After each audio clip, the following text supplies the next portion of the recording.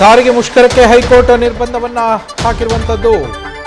ಸಾರಿಗೆ ನೌಕರರು ಏನು ಮುಷ್ಕರವನ್ನ ಮಾಡಬೇಕು ಅಂತೇಳಿ ಯೋಜನೆ ಮಾಡಿಕೊಂಡಿದ್ರು. ಇವತ್ತು ತಡರಾತ್ರಿಯಿಂದ ಅಥವಾ ನಾಳೆ ಬೆಳಗ್ಗೆಯಿಂದ ಇದೀಗ ಹೈಕೋರ್ಟ್ ತಡೆಯಾಜ್ಞೆಯನ್ನ ನೀಡಿದೆ, ನಿರ್ಬಂಧವನ್ನ ವಿಧಿಸಿದೆ. ನೀವು ಮುಷ್ಕರವನ್ನ ಮಾಡುವ ಹಾಗಿಲ್ಲ ಅನ್ನುವ ಆದೇಶವನ್ನ ಸದ್ಯ ಹೈಕೋರ್ಟ್ ನೀಡಿರುವಂಥದ್ದು. ಸದ್ಯಕ್ಕೆ ನೀವು ಮುಷ್ಕರವನ್ನ ಮಾಡಬಾರದು ಅಂತೇಳಿ ಒಂದು PIL ಸಲ್ಲಿಕೆಯಾಗಿತ್ತು ಹೈಕೋರ್ಟ್ಗೆ. ಈ ಹಿನ್ನೆಲೆಯಲ್ಲಿ ಅದರ ಅರ್ಜಿ ವಿಚಾರಣೆಯನ್ನು ನಡೆಸಿದಂತಹ ಹೈಕೋರ್ಟ್ ಇದೀಗ ಮುಷ್ಕರವನ್ನ ನಡೆಸುವ ಹಾಗಿಲ್ಲ ಅಂಥೇಳಿ ನಿರ್ಬಂಧವನ್ನ ವಿಧಿಸಿರುವಂಥದ್ದು ಸಾರಿಗೆ ನೌಕರರಿಗೆ. ಸಾರಿಗೆ ನೌಕರರು ಯಾವುದೇ ಕಾರಣಕ್ಕೂ ನಾಳೆ ಮುಷ್ಕರವನ್ನ ಹೂಡುವ ಹಾಗಿಲ್ಲ.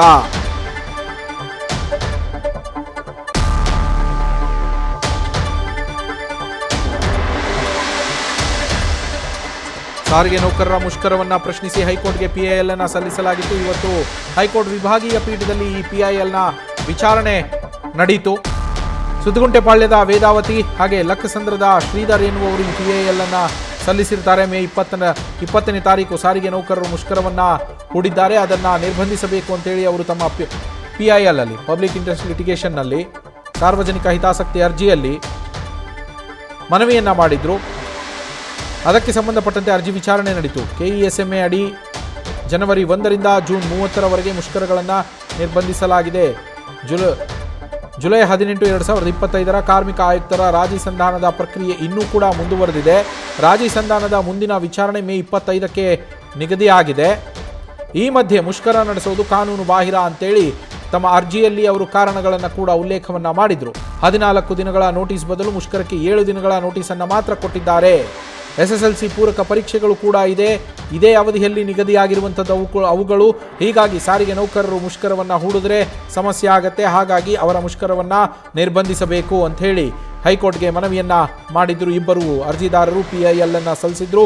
ಸಾರಿಗೆ ನೌಕರರ ಮುಷ್ಕರ ಪ್ರಶ್ನಿಸಿದ PIL ವಿಚಾರಣೆಯನ್ನ ನಡೆಸಿದಂತಹ ನ್ಯಾಯಮೂರ್ತಿ ಸೂರಜ್ ಗೋವಿಂದರಾಜ್ ಹಾಗೆ ನ್ಯಾಯಮೂರ್ತಿ K ಮನ್ಮಥರಾವ್ ಅವರ ಪೀಠ ಸದ್ಯ ಮುಷ್ಕರವನ್ನ ನಿರ್ಬಂಧಿಸಿದೆ. ಅರ್ಜಿದಾರರ ಪರವಾಗಿ ಹಿರಿಯ ವಕೀಲ ವಿಕ್ರಮ್ ಹುಯಿಲಗೋಳ ಅವರು ವಾದವನ್ನು ಮಂಡಿಸಿದರು.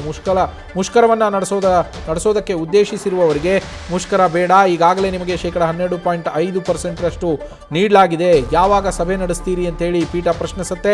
ನಮ್ಮ ಬೇಡಿಕೆಗಳನ್ನು ಸರಿಯಾಗಿ ಪರಿಗಣಿಸ್ತಿಲ್ಲ ಅಂತೇಳಿ ಕ್ಲಿಫ್ಟನ್ ರೊಜಾರಿಯೋ ಅಲ್ಲಿ ಉತ್ತರವನ್ನು ಕೊಡ್ತಾರೆ. ಈಗ ಮುಷ್ಕರ ಮಾಡದಂತೆ ಇವತ್ತು ತಡೆ ಹಿಡಿತೀವಿ, ಸರ್ಕಾರದ ಜೊತೆ ಮಾತುಕತೆಯನ್ನ ನಡೆಸಿ ಗುರುವಾರ ವಿಚಾರಣವನ್ನ ನಡೆಸೋಣ ಅಂತೇಳಿ ಪೀಠ ಹೇಳಿದೆ. ಮುಷ್ಕರ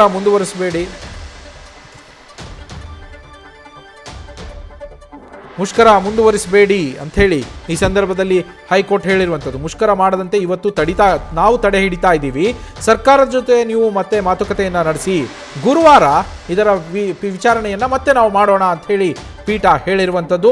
ಹಾಗೆ ಮುಷ್ಕರವನ್ನು ಮುಂದುವರಿಸಬೇಡಿ ಅಂತೇಳಿ ಕೂಡ ಇದೇ ಸಂದರ್ಭದಲ್ಲಿ ಹೈಕೋರ್ಟ್ ಸೂಚನೆಯನ್ನ ನೀಡಿದೆ. ಸಾರಿಗೆ ಸಂಘಟನೆಗಳೊಂದಿಗೆ ಸರ್ಕಾರ ಚರ್ಚೆ ನಡೆಸಲಿ ಅಂತೇಳಿ ಕೂಡ ಹೈಕೋರ್ಟ್ ಹೇಳಿರುವಂಥದ್ದು.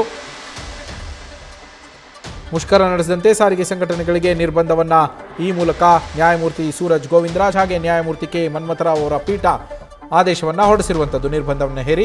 ನಮ್ಮ ಪ್ರತಿನಿಧಿ ಸಂದೇಶ್ ಫೋನ್ ಸಂಪರ್ಕದಲ್ಲಿದ್ದಾರೆ. ಸಂದೇಶ್, ಮುಷ್ಕರಕ್ಕೆ ತಡೆ ನೀಡಿರುವಂಥದ್ದು ಹೈಕೋರ್ಟ್. ಸಾರಿಗೆ ನೌಕರರ ಮುಷ್ಕರಕ್ಕೆ ತುಂಬಾ ದೊಡ್ಡ ಪ್ಲಾನ್ ಅನ್ನ ಮಾಡ್ಕೊಳ್ತಾ ಇದ್ರು. ಸರ್ಕಾರಕ್ಕೆ ಇದು ರಿಲೀಫ್ ಅಂತ ಅನ್ಸುತ್ತೆ ಅಲ್ವಾ?